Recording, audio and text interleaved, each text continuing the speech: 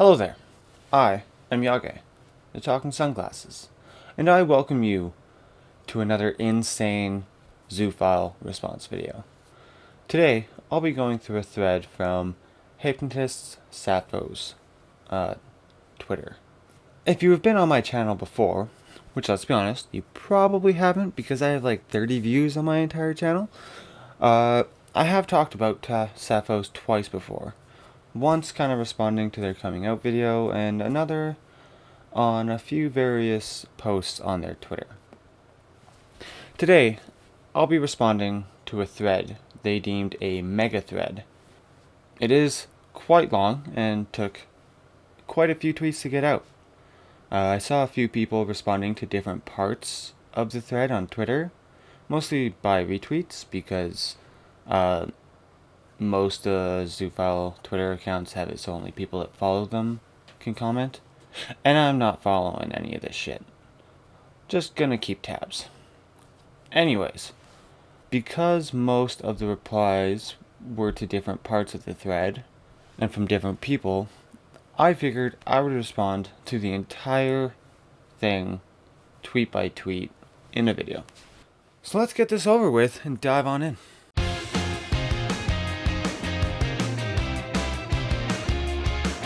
Alright, here we go. Mega thread. If a non-human has a desire to have a sexual interaction with a human, whether social or for pleasure, that is morally okay. If that non-human is impaired in any way by means of physical or through sedation, it is irrefutably wrong, because it impairs their will. I guess we'll just start off by saying, yes, drugging and restraining an animal, obviously horrendous thing to do. No one's arguing that. But I have yet to see any actual evidence that an animal would desire that kind of activity with a human without the human manipulating them in some way. Because animals cannot consent. People once saw interracial and homosexual relationships as unnatural and morally repugnant. Non-human sexuality is complex, and interspecies and homosexual relationships are well documented between non-humans and other non-humans. Don't play God and use the same argument. Okay. Yes. Society has been against a lot of types of relationships over the years. And a lot of them, especially interracial and LGBTQ, things came around because we're the same species. I would really like to see your well-documented interspecies between non-humans relationships. I would like to see where you get that from. But it all comes back down to the fact that animals and humans have a completely different level of reason and understanding. There are exceptions to this, like people with certain mental disabilities, but mostly children. Animals don't have the same sense of reason as humans. That's why interspecies romance and sexual acts are always abusive when a human is a part of it. It's not playing God, it's looking at it for what it is. Animal abuse. Non-humans can't communicate and express their will. False. Consent is not in the hands of human language. Non-humans can primarily through body language and some verbalizations express how they feel and what they want. This obviously needs to be held to a high standard. Yes, obviously animals have a way of communicating what they want from us. That still doesn't make it consent to sexual actions. Animals won't do that with a human without being trained or coerced beforehand. Just because it's not forceful just because you're not using force or sedation or anything, doesn't mean it's not manipulative, which, well, it is. You know when your non-human companion is happy, upset, wants to play or snuggle, or anything else. So why is it different when it comes to sexual interactions? If no harm is done, and the experience may be in fact enjoyed by the non-human, literally, what is the problem? I mean, yeah, I know when my cats want food or attention, usually just food, because cats are adorable little assholes. But yeah, animals use body language to let us know what they want or what they need. But their sexual interactions do not come from a want. They are an instinctual mating habit that they have that they will only actually share with their own species. I mean, yeah, you can pretty much just put the same reply to the last one here, because an animal won't initiate sexual acts with a human without being coerced or manipulated into it. They are genuinely seen as husbands and wives and other very close relationships.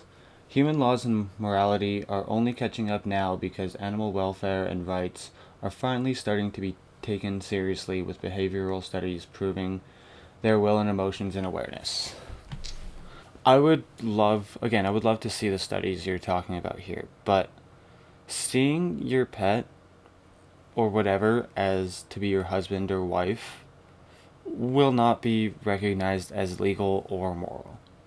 Yes, animal rights are finally starting to get better, and that is a very good thing. Animals do deserve to be treated right and not like shit. But that doesn't mean that they can, and you might as well start taking a shot whenever I say it. I know I am, because I have to say it a lot. They cannot consent. When it comes to consent, you cannot strictly apply human concepts to non-humans on a one-to-one basis, and there are nuances and subtleties to be considered. You know, you almost respond to yourself with that sentence, but let's keep going. Is the non-human suffering? Are they enjoying the interaction or initiating? Are you reading their body language?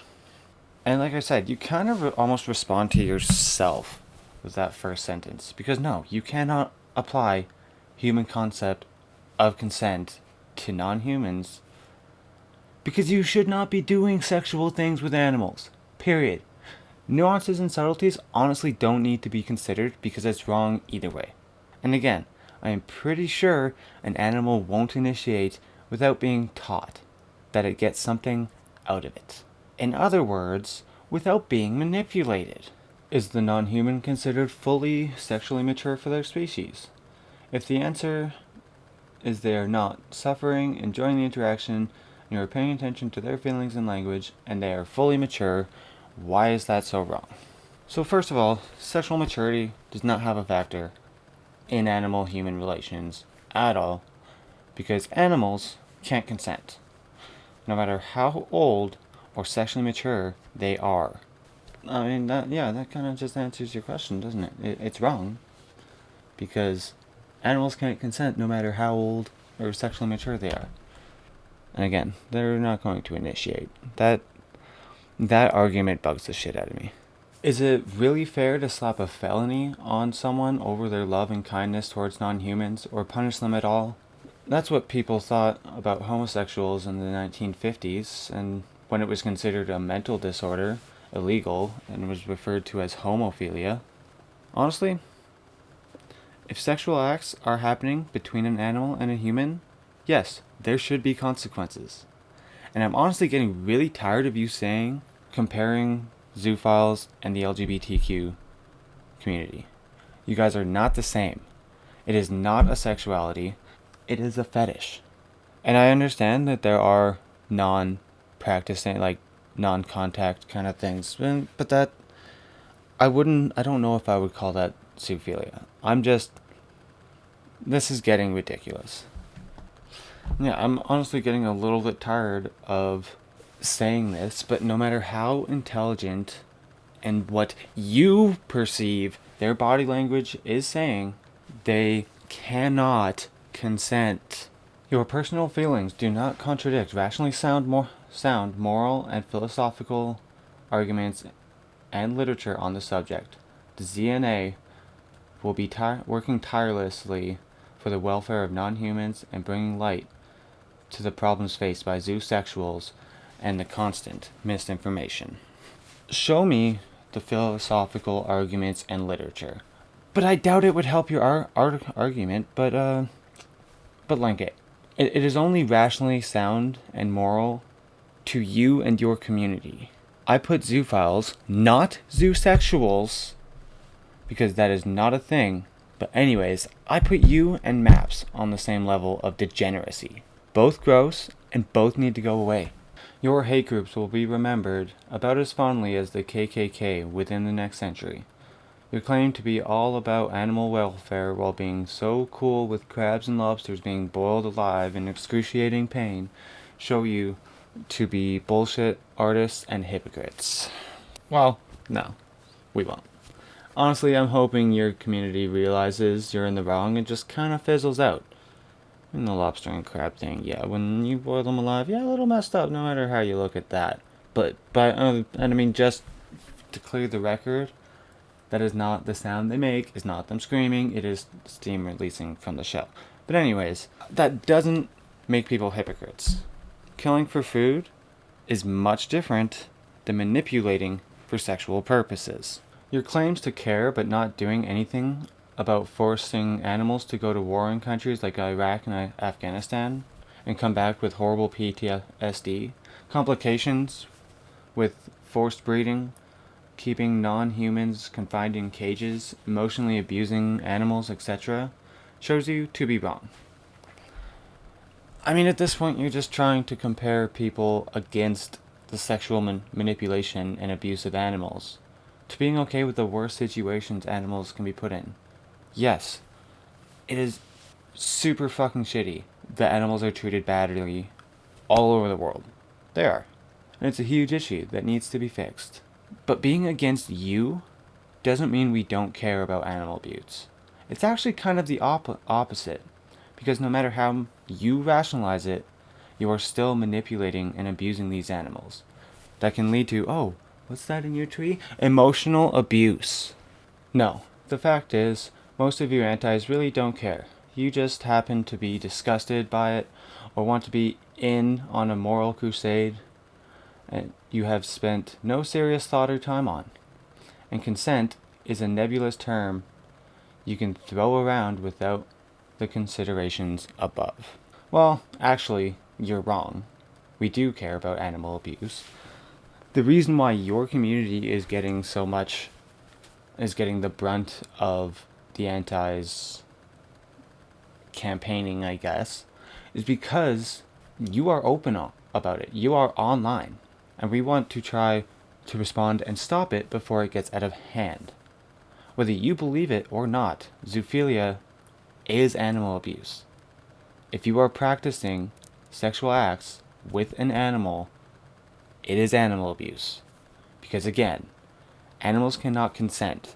People persecuting this wrongly perceived abuse minimalize actual abuse conducted by sadists, including humans hurting other humans.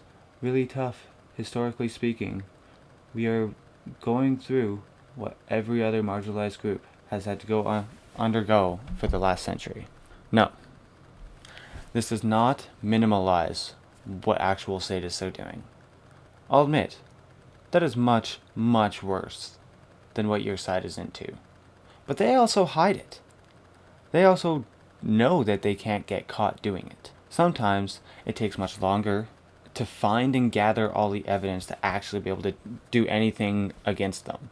You, on the other hand, are posting your wrong stance on this publicly for everyone to see it, and that makes you easier to respond to. And no, it's not persecution to respond to a harmful community, especially if that harmful community is pulling children into it. But more on that in a future video. Also, stop trying to make your fetish a sexuality. You will never be part of the LGBTQ community, and that just needs to stop. I would argue a relationship with a non-human is even more pure and beautiful than one could ever imagine. A canine, horse, sow, etc. passes no judgment, does not have hidden intentions, and does not suffer from the same sins as humans constantly commit. They don't pass judgment or have hidden intentions because they don't have the same sense of reason as humans. Animals run on instinct. Humans have a much higher brain function than animals. That's why humans can be evil. Animals can't be evil because they go off instinct and a natural drive to survive. Humans can be assholes because we feel like it. And unfortunately, that's just part of being a human. We make choices that make us good or evil, and we rationalize things however we want. But that still doesn't change the fact that animals and humans cannot be in romantic or sexual relationships because they don't understand the same concept of relationships that humans do. I understand if you love your animals like part of your family or even like your child. That's fine. But you can't say that kind of relationship would be more pure because one side is always manipulating the other. So spread this message far and wide. We have a lot of work ahead of us. I want each and every person that supports this movement to internalize a warrior ethos. Be courageous, be bold, be smart, and keep your spirit, and march with us with your heads, or march on with your heads held high. Will be updated with sources. Warrior ethos. I will always place the mission first. I will never accept defeat. I will never quit. I will never leave a fallen comrade. Now this is the tweet that kind of worries me, to be honest. I mean, Saphhos isn't going to stop, and they are treating this like a war. Please, just stop. I will be checking on those sources, though. If there were any doubts at all before, I want this to be explicitly clear. I would give my life for this cause, to fight for the rights of non-humans and advocate for their personhood, as well as this for the zoosexuals that love them. Signed, Valerie, Chairman, Zeta North America. Honestly, Valerie, I don't want you to have to fight for your life. I get that there will be people, maybe even listening to this, that feels like Sappho or other zoophiles deserve harm to come to them. Please stop. It will never be helpful discourse, and this will only ever push them more into their beliefs, and more into their beliefs that people are persecuting them. Push them into hiding. Again, though, zoosexual is not a thing, and it won't be a thing. And in the end, they sign their name by mentioning their title of in some organization. Curious. But that is the thread. As for the mention of Valerie pulling minors into the community and the organization they are the chairman of, I will be covering both of those in one more long video where I'm just going to put all of Saphhos' stuff, I'm just going to put all of their stuff in one video and just be done with it for now. If they do anything really bad or really dumb after that video comes out, I might cover it, but I think at that point it's time to start looking into other people in the community and other topics in general. But that is it for the video. Subscribe if you want to see more videos and to have my appreciation. Comment your thoughts below or follow me on Twitter at YageYT, but with an 3 instead of an E. Like if you liked it, dislike if you didn't. I've been Yage, the Talking Sunglasses, and I'll see you next time.